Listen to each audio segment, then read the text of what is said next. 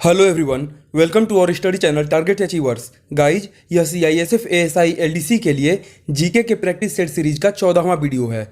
दोस्तों, इसके पहले के 13 वीडियोज अपलोड कर दिए गए हैं हमारे चैनल पर। आप प्लेलिस्ट में जाकर देख सकते हैं इन सभी वीडियोज को। और दोस्तों, इन सभी वीडियोज में कुल मिलाकर 650 क्वेश्चन कंप्लीट कर दिए गए हैं और ये सभी सीरीज में 2000 से ज़्यादा क्वेश्चन कंप्लीट करवाए जाएंगे, जो कि CISF LDC में बहुत ही ज़्यादा हेल्पफुल होगा और डेफिनेटली इन सभी को पढ़ने के बाद आप बहुत ही बेहतर करके आएंगे। तो चलिए बिना वक्त गंवाए क्वेश्चन शुरू करते हैं। क्वेश्चन नंबर 1 है, भारत की खारे पानी की सबसे बड़ी झील। तो खारे पानी की भारत की सबसे बड़ी झील जो है वह है सांभर झील। यह राजस्थान में स्थित है और याद रखिएगा, सांभर झील से नमक भी बनाया जाता है। ठीक है, राजस्थान की यह एकमात्र ऐसी झील है जिससे नमक भी बनता है। और मीठे पानी की भारत की सबसे बड़ी झील जो है वह है वुलर झील। वुलर झील जो है वह है श्रीनगर में, जम्मू कश्मीर के श्रीनगर में। ठीक है, और भारत की अगर ना खारा दिया गया हो और ना ही मीठा दिया गया हो, मतलब क्वेश्चन में पूछा गया हो कि भारत की सबसे बड़ी झील कौन सी है, तो वह भी सांभर झील ही होगी। ठीक है, चलिए क्वेश्चन नंबर 2 है, विक्रम साराभाई अंतरिक्ष केंद्र कहाँ स्थित है। तो विक्रम साराभाई अंतरिक्ष केंद्र त्रिवेंद्रम में स्थित है, जो कि केरल की राजधानी है। ठीक है, त्रिवेंद्रम में विक्रम साराभाई अंतरिक्ष केंद्र स्थित है। क्वेश्चन नंबर 3 है, किस राज्य में मूंगफली का सबसे ज़्यादा उत्पादन होता है। तो याद रखिएगा, गुजरात राज्य में सबसे ज़्यादा उत्पादन मूंगफली का होता है। ठीक है, गुजरात में सबसे ज़्यादा मूंगफली का उत्पादन होता है।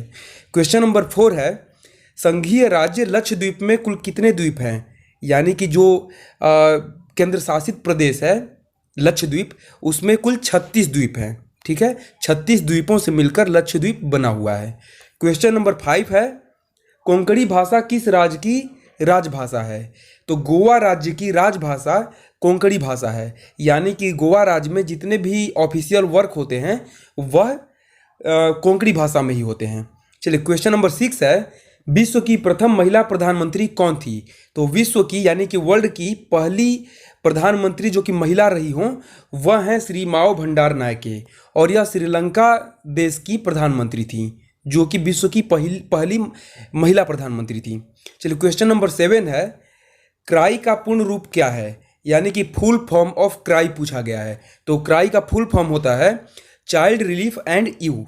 चाइल्ड रिलीफ एंड यू, जितने भी बच्चे होते हैं जो कि अनाथ बच्चे हो गए या फिर गरीब लोगों के बच्चे हो गए, उनको जितना रिलीफ दिया जाता है वो सभी क्राई के द्वारा दिया जाता है। यानी कि क्राई एक ऑर्गेनाइजेशन है जो कि अनाथ बच्चे या फिर गरीब बच्चों को केयर करता है। चलिए क्वेश्चन नंबर 8 है, ब्लीचिंग पाउडर का रासायनिक नाम क्या है। यानी कि ब्लीचिंग पाउडर का केमिकल नेम पूछा गया है। तो यह हो जाएगा कैल्शियम हाइपोक्लोराइड। कैल्शियम हाइपोक्लोराइड बोला जाता है ब्लीचिंग पाउडर को। और इसमें जो क्लोराइड है यानी कि क्लोरीन, तो क्लोरीन जो है यह मुख्य रूप से भूमिका निभाता है, क्योंकि यह बैक्टीरिया या फिर जितने भी सूक्ष्म जीव होते हैं यानी कि माइक्रो एलिमेंट होते हैं उनको नष्ट कर देता है। चलिए क्वेश्चन नंबर 9 देखते हैं, प्रकाश का रंग किसके द्वारा निश्चित होता है। यानी कि जो लाइट का कलर होता है वो किस पे डिपेंड करता है। एक्चुअली मैं इंग्लिश में इसलिए कुछ कुछ बोल दे रहा हूँ ताकि जो हमारे इंग्लिश वाले व्यूवर्स हैं उनको भी समझ में आ जाए। काफ़ी कमेंट आ रहे थे हमारे वीडियोस पर कि सर इंग्लिश में भी आंसर बताया कीजिए, इसीलिए मैं इंग्लिश में बता रहा हूँ। और यहाँ पर इंग्लिश में लिखना पॉसिबल नहीं है क्योंकि ज़्यादा हौच पौच हो जाएगा हमारे स्क्रीन के ऊपर, इसलिए मैं सिंपली हिंदी में लिखा हूँ और आपको कुछ वर्ड्स जो हैं वह इंग्लिश में बता दूंगा।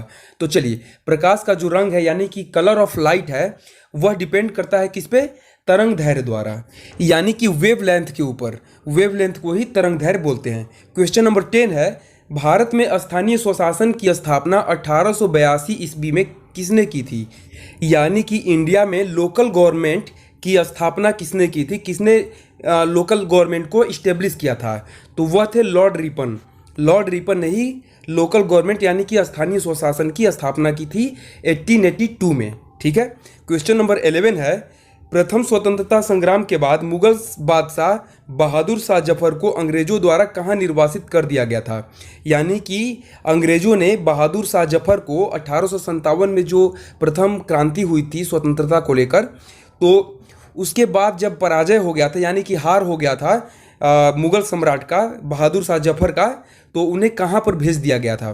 तो उन्हें रंगून के जेल में भेज दिया गया था, यानी कि रंगून में भेज दिया गया था। और यह वर्मा की राजधानी है, वर्मा कंट्री की राजधानी है रंगून। तो यहीं पर भेज दिया गया था बहादुर शाह जफर को, और इनका दूसरा नाम बहादुर शाह द्वितीय भी है। ठीक है, चलिए क्वेश्चन नंबर 12 है, अंतरिक्ष यात्री कल्पना चावला का जन्म कहाँ हुआ था?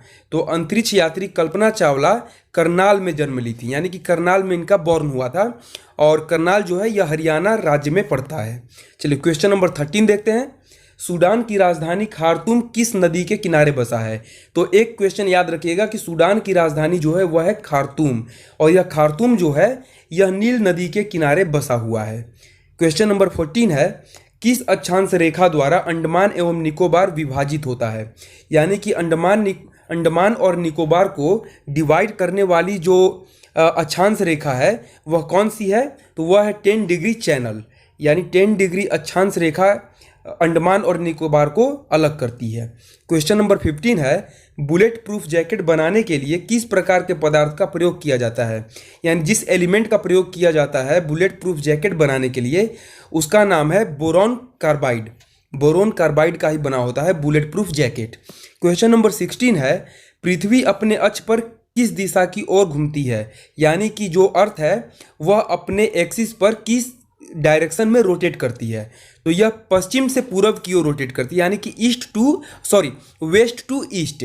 और जब पश्चिम से पूर्व रोटेट करती है तो सूर्य हमारा पूर्व से पश्चिम की ओर जाते हुए हमें दिखाई देता है। ठीक है, यही कारण है। यहाँ क्लियर हुआ। चलिए क्वेश्चन नंबर 17 है, मुगल काल की राजकीय भाषा क्या थी?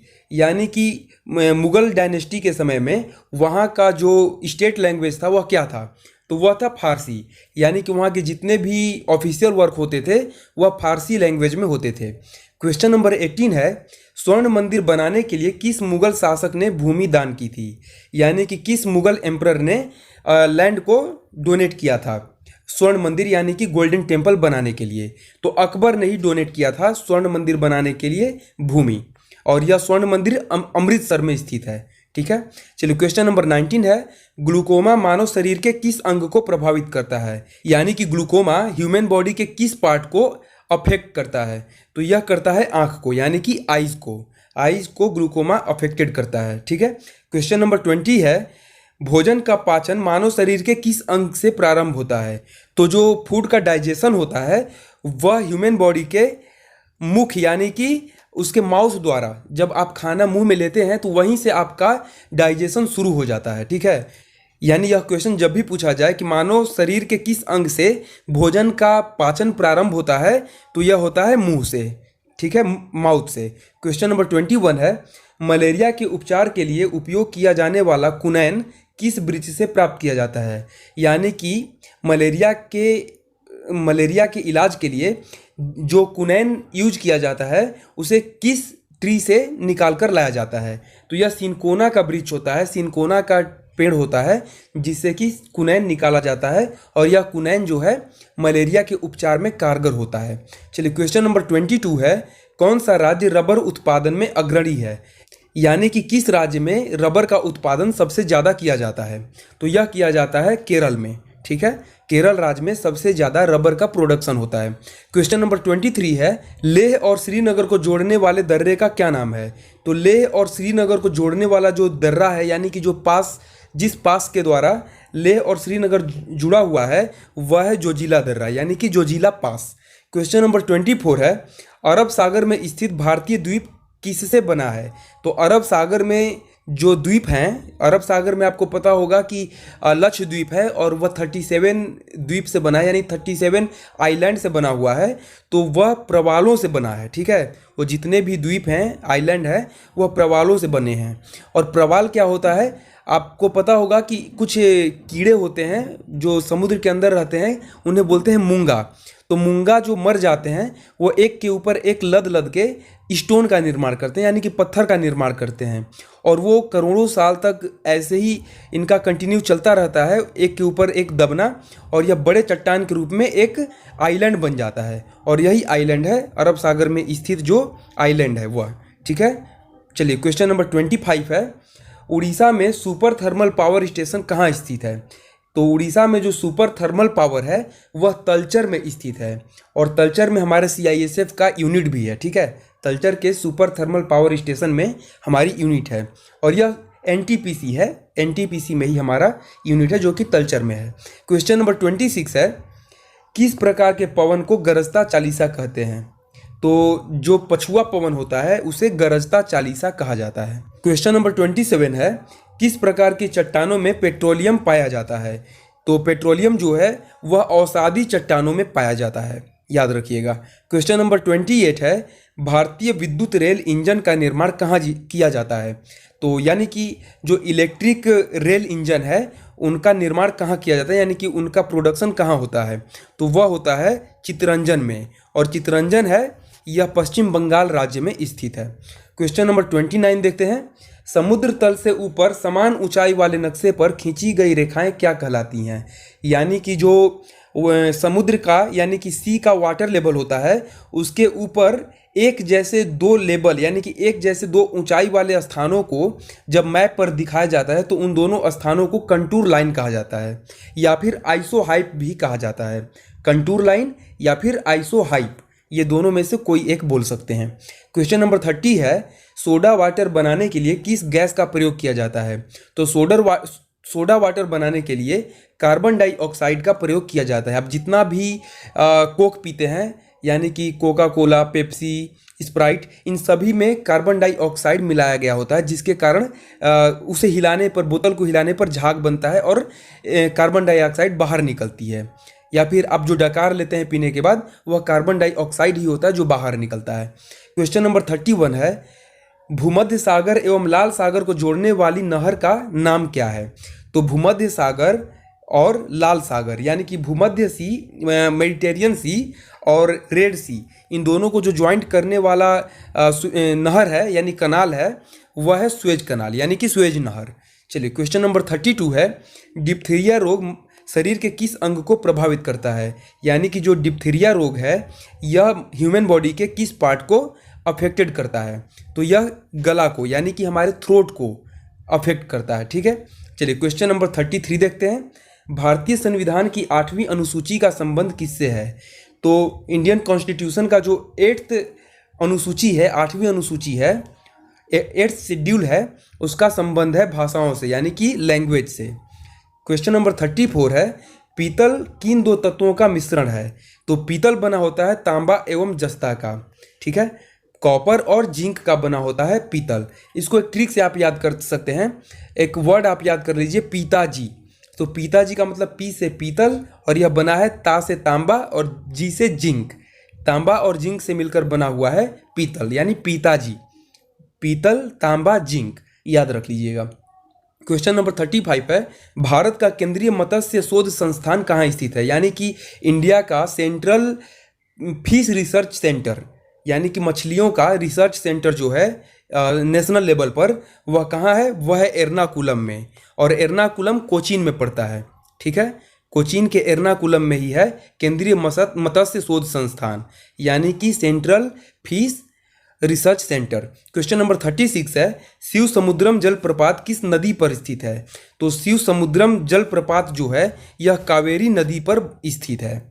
क्वेश्चन नंबर 37 है, शारदा एक्ट किस सामाजिक प्रथा के विरोध में था? तो शारदा एक्ट जो था यह बाल विवाह के विरोध में था, और शारदा एक्ट में बोला गया था कि किसी भी लड़की की शादी 14 साल से कम उम्र में नहीं किया जाएगा और लड़कों की शादी 18 साल से कम उम्र में नहीं होगा। और बाद में जब दोबारा कानून बनाया गया तो उसमें तय हुआ कि लड़कियों की शादी 18 साल और लड़कों की शादी 21 साल, लेकिन शारदा एक्ट में लड़कियों की शादी 14 साल और लड़कों की शादी 18 साल तय की गई थी। क्वेश्चन नंबर 38 है, सीबी रमन को किस कार्य के लिए नोबेल पुरस्कार मिला था? तो सीबी रमन को फिजिक्स के लिए नोबेल प्राइज मिला था और वह प्रकाश के प्रकीर्णन के लिए मिला था यानी कि लाइट स्कैटरिंग के लिए मिला था, प्रकाश के प्रकीर्णन के लिए मिला था सीबी रमन को फिजिक्स का नोबेल पुरस्कार। क्वेश्चन नंबर 39 है, हवाई जहाज वायुमंडल की किस परत में उड़ते हैं? तो हवाई जहाज जो हैं यानी कि एरोप्लेन जो हैं यह समताप मंडल में उड़ते हैं यानी कि स्ट्रेटोस्फियर में ही वायुयान हवाई जहाज़ उड़ते हैं वहाँ पर कोई किसी भी प्रकार का मौसमी घटना नहीं होता है, जिसके कारण हवाई जहाज़ सेफली वहाँ पर फ्लाई करते हैं। क्वेश्चन नंबर 40 है, संयुक्त राष्ट्र संघ की मान्यता प्राप्त भाषाओं की संख्या कितनी है? संयुक्त राष्ट्र संघ यानी कि यूनाइटेड नेशन का जो वैलिड लैंग्वेज है, मान्यता प्राप्त भाषा है, वह है 6 भाषाओं को, 6 लैंग्वेज को वहाँ पर वैलिड किया गया है। और वो 6 भाषाएं हैं अंग्रेजी, फ्रेंच, चीनी, रूसी, अरबी और स्पेनिश। ये 6 तरह की भाषाएं हैं जिनको वहाँ पर वैलिड किया गया है। इन्हीं 6 भाषाओं में वहाँ पर ऑफिशियल वर्क किया जा सकता है। क्वेश्चन नंबर 41 है, किस धातु को विद्युत का सबसे अच्छा सुचालक माना जाता है? यानी कि कौन सा ऐसा मेटल है जो कि इलेक्ट्रिक का गुड कंडक्टर है? तो वह है चांदी यानी कि सिल्वर जो है यह विद्युत का सबसे अच्छा सुचालक माना जाता है। क्वेश्चन नंबर 42 है, किस सूक्ष्म जीव के द्वारा दूध खट्टा हो जाता है? तो यह हो जाता है बैक्टीरिया के कारण। बैक्टीरिया को हिंदी में जीवाणु कहते हैं, तो इसके कारण दूध खट्टा हो जाता है। ठीक है। क्वेश्चन नंबर 43 है, अंतरिक्ष यात्री को आकाश का रंग कैसा दिखाई देता है? यानी कि स्पेस में जो जाता है उसे स्काई किस कलर का दिखाई देता है? तो उसे ब्लैक कलर का यानी कि काला रंग का दिखाई देता है आकाश। क्वेश्चन नंबर 44 है, जीवाश्मों के उम्र का पता लगाने के लिए किस विधि का प्रयोग करते हैं? यानी कि जो भी पुराने जीव जंतु मर जाते हैं और उनके अवशेष कहीं चट्टानों पर मिलते हैं या किसी भी जगहों पर मिट्टी पे और चट्टानों पर या पेड़ पौधों पर उनके अवशेष पाए जाते हैं, तो उनके उम्र का पता लगाने के लिए कि कितने साल पहले ये मरे हुए थे, तो उसके लिए रेडियो कार्बन डेटिंग विधि का प्रयोग किया जाता है। ठीक है, रेडियो कार्बन डेटिंग विधि से जीवाश्मों के उम्र का पता लगाया जाता है। क्वेश्चन नंबर 45 है, त्रिपिटक ग्रंथ किस धर्म से संबंधित है? तो जो त्रिपिटक ग्रंथ है यह बौद्ध धर्म से संबंधित है। त्रिपिटक ग्रंथ बौद्ध धर्म का सबसे पवित्र ग्रंथ माना जाता है। क्वेश्चन नंबर 46 है, राइनोस्कोप का प्रयोग शरीर के किस अंग की जांच के लिए किया जाता है? तो राइनोस्कोप का प्रयोग नाक की जांच के लिए किया जाता है। राइनो से ही नाक का रिलेशन होता है। कहीं भी अगर राइनो लिखा हो तो समझ लीजिएगा कि वह नाक के लिए ही यानी नोज के लिए ही यूज होता है। जैसे राइनोसोरस, तो राइनोसोरस जो है वह गेंडा को बोलते हैं। तो गेंडा के नाक पे एक सींग होता है, उसी एक सींग जो नाक पर होता है उसके लिए राइनो शब्द का प्रयोग करते हैं, राइनोसोरस बोलते हैं। तो राइनोस्कोप जो है यह नाक की जांच के लिए प्रयोग किया जाने वाला गैजेट है। क्वेश्चन नंबर 47 है, देश में आपातकाल लागू करने का अधिकार किसके पास है? यानी कि कंट्री में, देश में इमरजेंसी लागू करने का पावर किसके पास है? तो वह है राष्ट्रपति के पास। राष्ट्रपति ही हमारे देश में इमरजेंसी को लागू कर सकता है, लेकिन संसद ही उसे लागू करने के लिए पहले वोटिंग करता है कि हमारे देश में इमरजेंसी लागू होना चाहिए, और तब जाके राष्ट्रपति अपना लास्ट पावर का यूज करके हमारे देश में इमरजेंसी को लागू करता है, आपातकाल को लागू करता है। क्वेश्चन नंबर 48 है, ऑस्कर अवार्ड जीतने वाले पहले भारतीय कौन थे? तो ऑस्कर अवार्ड पाने वाले हमारे देश के पहले व्यक्ति थे भानु अथैया। भानु अथैया को सबसे पहला, हमारे देश के भानु अथैया ऐसे पहले व्यक्ति हैं जिनको कि ऑस्कर अवार्ड मिला था। क्वेश्चन नंबर 49 है, नाथपा झाकरी जल विद्युत परियोजना किस राज्य में स्थित है? यानी कि Nathpa Jhakri hydro power project जो है यह कहाँ स्थित है? तो हिमाचल प्रदेश राज्य में स्थित है। हिमाचल प्रदेश में Nathpa Jhakri hydro power project जल विद्युत परियोजना स्थित है। क्वेश्चन नंबर 50 है, प्रथम महिला फिल्म स्टार जो राज्यसभा के लिए निर्वाचित की गई थी। यानी कि पहली ऐसी एक्ट्रेस हैं जिनको कि राज्यसभा के लिए सेलेक्ट किया गया था, तो वह थी नरगिस दत्त। यह नरगिस दत्त हैं जिनको कि जो कि पहली ऐसी फिल्म स्टार हैं, लेडीज फिल्म स्टार हैं, यानी कि एक्ट्रेस हैं जो कि राज्यसभा के लिए चयनित की गई थी। इनको सेलेक्ट किया गया था राज्यसभा के लिए। ठीक है, और नरगिस दत्त जो है यह संजय दत्त की माँ है, यह भी आपको जानना चाहिए। तो इसी के साथ हमारा 50 क्वेश्चन का यह वीडियो समाप्त हुआ। आपको यह वीडियो कैसा लगा कमेंट में ज़रूर बताएं, और अगर वीडियो आपको वाकई में अच्छी लगी हो तो लाइक ज़रूर कर दें, ताकि मुझे मोटिवेशन मिलेगा आगे के और भी अच्छे कंटेंट आप तक पहुंचाने के लिए। तो फिर मिलते हैं अगले वीडियो में कुछ नए कंटेंट के साथ, तब तक के लिए धन्यवाद।